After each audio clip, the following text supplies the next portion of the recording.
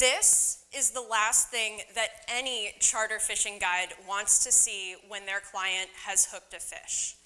What you're looking at here is a great hammerhead shark coming up from the depths to eat an Atlantic tarpon that's been hooked in Florida Keys National Marine Sanctuary. And this interaction between a shark, a hooked fish, and an angler or recreational fisher is called depredation, and it's the focus of my dissertation research. Now, you might be thinking that getting to see this kind of predator-prey interaction up close and personal could be pretty cool, and you're not wrong, it is actually kind of exciting. But depredation represents a big problem in our recreational fisheries. Right now, it's an unquantified source of mortality, which means that managers can't estimate the number of fish remaining in a population, which dictates the regulations that they set for that fishery. Research into depredation has also shown that it alters sharks' natural foraging behavior, which just increases the likelihood of these negative interactions with anglers happening in the future.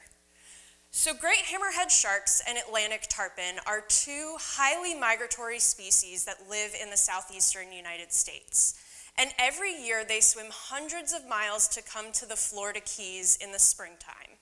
The tarpon are coming by the thousands to form large schools or aggregations before they go offshore to reproduce. And we believe that the hammerheads are coming in part to feed on the tarpon.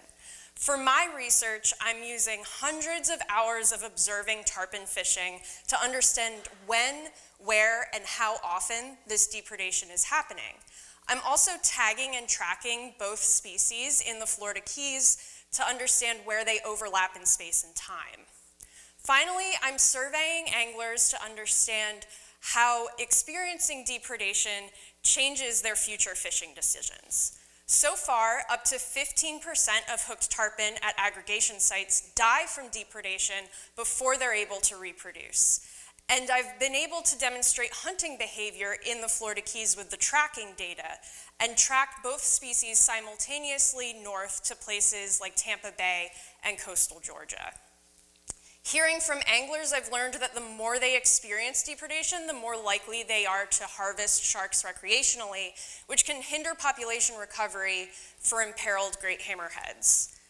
All of this put together emphasizes the need for us as researchers, managers, and anglers to come together to reduce how often depredation is happening so we have healthy populations of great hammerheads and tarpon for generations to come.